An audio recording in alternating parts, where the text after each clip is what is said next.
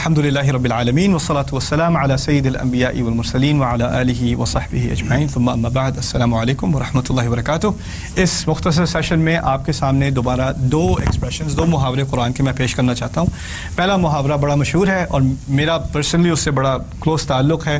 وہ ایک دعا ہے موسیٰ علیہ السلام کی، وَاحْلُلْ عُقْدَةً مِّن لِّسَانِي يَفْقَهُ قَوْلِي، وَاحْلُلْ عُقْدَةً مِّن لِّسَانِي، میری زبان میں جو گرہ ہے اس کو کھول دے، میری زبان کی گرہ کھول دے۔ حل عقدۃ لسانی ہی عربی میں کہتے ہیں زبان کی گرہ کھولنے کو۔ اب زبان کی گرہ کا کیا مقصد ہے؟ اس کا ایک لفظی ترجمہ ہے وہ بھی صحیح ہے، اور اس کا ایک محاورتاً ترجمہ ہے وہ بھی صحیح ہے۔ لفظی ترجمہ یہ ہے کہ موسیٰ علیہ السلام کی زبان میں ایک طرح سے مشکل تھی، ان کو سٹٹر تھا۔ سٹٹر کو کیا کہتے ہیں؟ لکنا واقعی لکنا، چلو نیا لفظ بھی سیکھ لیا آج میں نے۔ اچھا چلو، لکنا تھا ان کی زبان میں۔ تو جب جس کی زبان میں لکنا ہو وہ پھر یہ دعا کرے کہ میری زبان سے جو لکنا ہے جب مجھے تقریر کرنی پڑے تو یہ ہٹا دے۔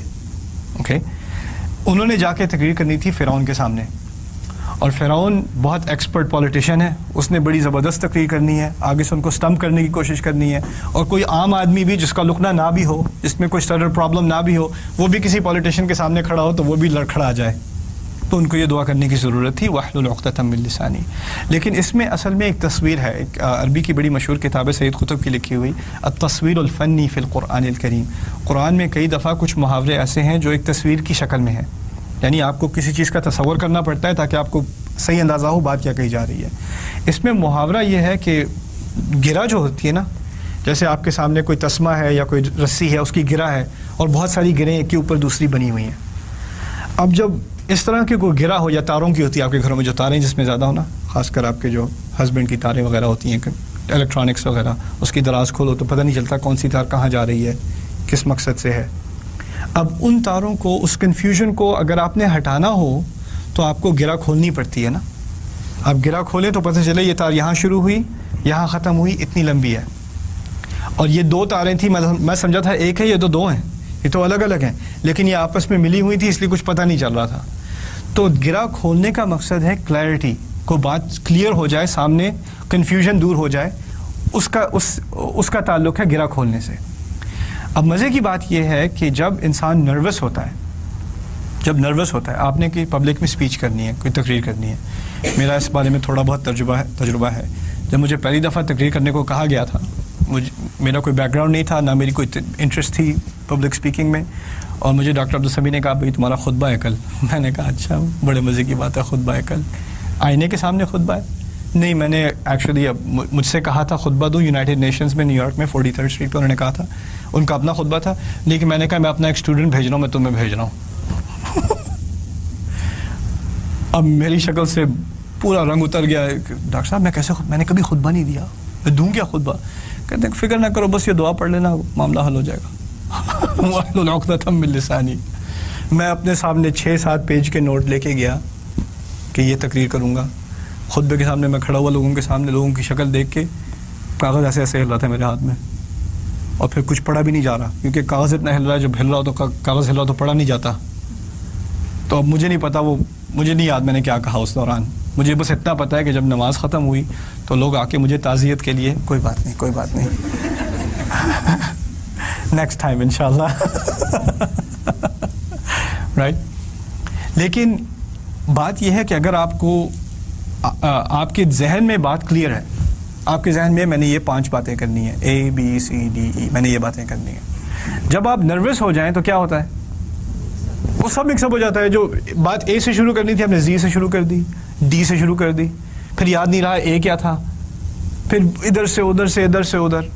اور پھر کچھ لوگوں کا یہ ہوتا ہے کہ وہ ان میں کانفیڈنس تو ہے، نروس نہیں ہوتے، لیکن ایک دفعہ مائک پکڑ لینا تو وہ یہاں کی بات، پھر وہاں کی بات، پھر وہاں کی بات، کو بات میں نہ سر نہ پیر، لوگ گھنٹے کی بات سن کے اگر لوگوں سے پوچھو کیا بات کی تھی، یار پتہ نہیں، بات تو پتہ نہیں کیا کی تھی، باتیں بہت ساری کی تھیں لیکن پتہ نہیں کی کیا تھیں، یہ نہیں اندازہ، یہ بھی ہوتا ہے نا۔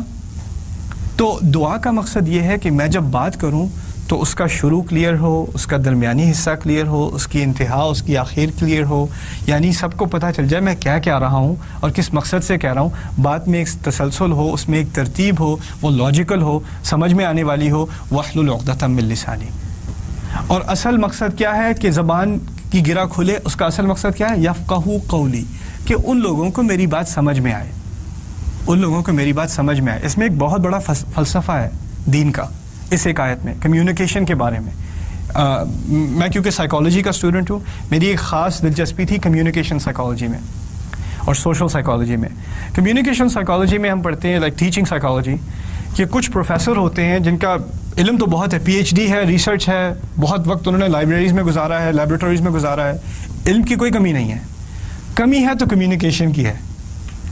وہ بیچارہ اپنی پی ایچ ڈیز کے ساتھ جب آ کے 20 منٹ کا بھی لیکچر دیتا ہے اپنے اسٹوڈنٹس کو, تو پہلے 5 منٹ میں باقی سب کومے میں ہوتے ہیں, سب پڑے ہوتے ہیں ایسے ہی, کسی کو کچھ سمجھ نہیں آ رہی کیا بات کر رہا ہے, کیونکہ اس کو یہ احساس نہیں ہے کہ اس کے پاس تو یہ علم ہے, لیکن اس کو یہ علم ایسی زبان میں پریزنٹ کرنا ہے کہ جو سننے والا ہے اس کو سمجھ میں آئے, اس کی سمجھ میں آئے.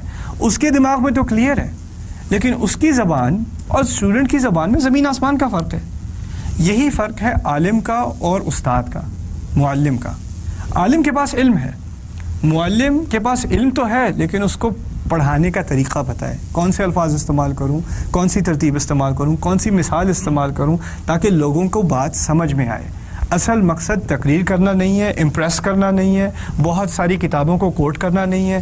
اصل مقصد لوگوں کو سمجھ میں بات آئے, اصل مقصد یہ ہے.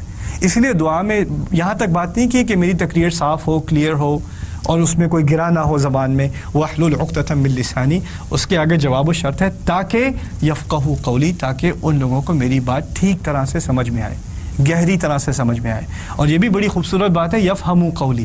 یفہموا قولی کے معنی ہوتے ان کو تھوڑی بہت سمجھ میں آ جائے, کم از کم کچھ تو پلے لگ جائے ان کے.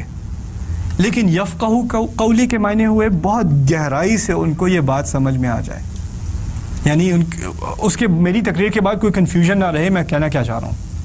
اور اس دعا کی جو اصل تفسیر ہے, کیونکہ یہ دعا سورہ طٰہٰ میں ہے, 20ویں سورت میں ہے. اس دعا کی اصل تفسیر سورہ شعراء میں ہے, سورہ نمبر 26, اور کیا زبردست تفسیر ہے.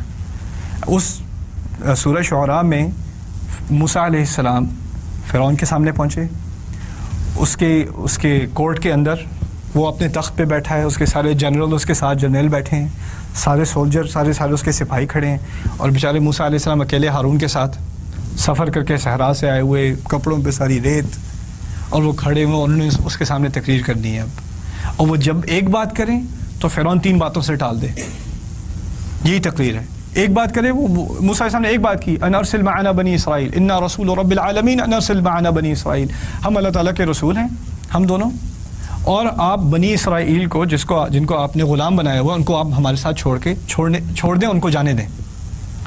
اب باتیں 2 کی, ہم رسول ہیں اور بنی اسرائیل کو چھوڑ دو, یہ باتیں کی تھی, صرف 2 باتیں تھیں, اس میں کوئی اور کنفیوژن نہیں ہے. فرعون واپس آ کے جواب کیا کہتا ہے, الم نربک فینا ولیدا, ہم نے تمہیں یہاں پر چھوٹا بچہ دیکھ کر نہیں پالا تھا, تمہیں یہاں نہیں پلایا ہم نے, تم یہاں پہ پلے بڑے نہیں ہو, ایسے یہ تمیز ہے بات کرنے کی تمہاری. الم نربک فینا ولیدا ولبثت فینا من عمرک سنین, کتنے سال تم نے ہمارے ساتھ گزارے ہیں. موسیٰ علیہ السلام نے صرف 2 باتیں کی تھیں, ہم اللہ کے رسول ہیں, بنی اسرائیل کو چھوڑ دو. جواب میں ڈانٹ ملنی شروع ہوگی, وَفَعَلْتَ فَعْلَتَكَ الَّتِي فَعَلْتَ وَأَنْتَ مِنَ الْكَافِرِينَ, تم نے وہ جو کام کیا تھا نا, وہ جو کیا تھا تم نے, پتہ ہے نا تمہیں, اب انکار کر رہے ہو کیا؟ کام کیا کیا تھا, غلطی سے جس کو مکہ مارا تھا وہ مر گیا تھا. اب دیکھیں یہ تقریر کیسے کی ہے فرعون نے. اچھا تم تو اتنے چھوٹے سے تھے تب سے ہمارے پاس ہو, تم نے تو بڑے سال اس گھر میں گزارے ہیں, تم نے جو کیا وہ کیا بھول گئے, کیا کیا تھا تم نے, یہ آ کے بات کرنے آئے ہو. یہاں آتے, میرے پیر پکڑتے, مجھ سے معافی مانگتے, کہتے غلطی سے مکہ مار دیا تھا, معاف کر دیں, میں اپنا پرانا کمرہ واپس لے لوں کہ نہیں, یہ کیا بات کر رہے ہو. اب موسیٰ علیہ السلام اگر کوئی ایسی تقریر سنے, یعنی کوئی تمیز سے آ کے بات کرے, سیدھی سی بات کرے, اللہ تعالیٰ کا کلام پیش کرنے والے ہیں, اور جواب میں ایسی ڈانٹ مل جائے تو انسان لڑکھڑا نہیں جائے گا. کس بات کا جواب دوں, کیسے دوں, کیا کروں. انہوں نے بھی کیا جواب دیا ہے, قال فعلتها اذا, انہوں نے کہا میں نے یہ کام کیا تو تھا, جو تم کہہ رہے ہو میں نے کیا تھا, میں نے وہ کام کیا تھا. اب فرعون نے بھی ذکر نہیں کیا کہ کیا کام کیا تھا. موسیٰ علیہ السلام نے سوچا اگر وہ میری غلطی ہے, اگر وہ ایکسپوز کرنے کو تیار نہیں, میں اپنی غلطی خود کیوں ایکسپوز کروں. انہوں نے کہا میں نے وہ کیا تو تھا. اب فرعون نے 3 باتیں کی تھیں, سمجھنے کی بات ہے, فرعون نے 3 باتیں کی تھیں. پہلی بات کی تھی تم چھوٹے تھے, یہاں پہ گزاری عمر تم نے بڑے سال یہاں پر ہمارے ساتھ رہے ہو, پھر تم نے جو حرکت کی تھی وہ کی تھی. 3 باتیں کی نا. موسیٰ علیہ السلام نے کتنی باتیں کی تھیں؟ 2 باتیں کی تھیں. اب دیکھنا موسیٰ علیہ السلام ان 3 باتوں میں سے سب سے اہم بات کون سی ہے؟ قتل. یعنی یہاں پر بڑے سال گزارے، ٹھیک ہے آپ کا بڑا احسان ہے، شکریہ بہت بہت، لیکن وہ کوئی بڑی بات نہیں ہے اتنی.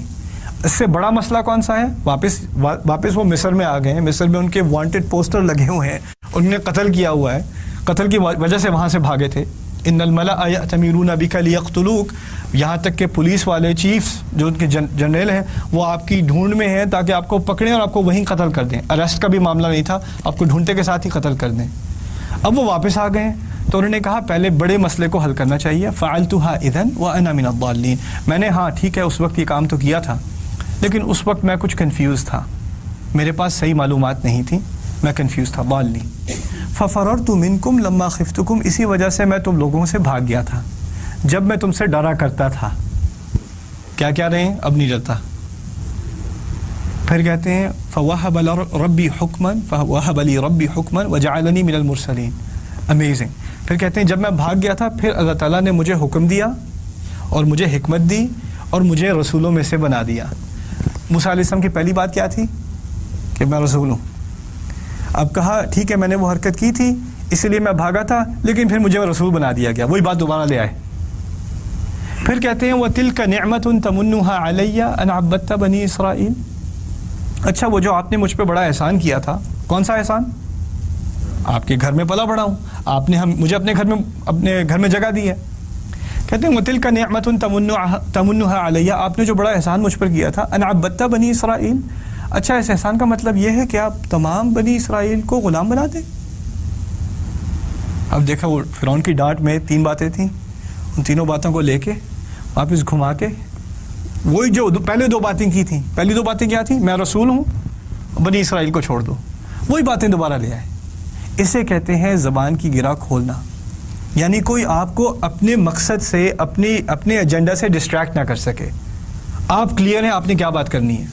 آپ کے سامنے کوئی ایسی بات لائے جو آپ کو کمپلیٹلی مکمل طور پہ سبجیکٹ چینج کر دے. فرعون نے پوری طرح سبجیکٹ چینج کر دیا تھا، لیکن آپ اس سے ڈسٹریکٹ نہ ہو، اس کی بات لے کے پھر واپس اپنی بات پر لے آئیں. اب اگلے سبجیکٹ پہ انشاءاللہ اگلے حلقے میں بات ہوگی، وہ ہے قرآن کے لفظوں کا استعمال. کہ قرآن میں جیسے ہر لفظ اپنی جگہ پرفیکٹ ہے، اس کو تھوڑا ایکسپلور کریں گے انشاءاللہ تعالی، اس کی کچھ مثالیں دیکھیں گے. بارک اللہ لی ولکم، والسلام علیکم ورحمۃ اللہ.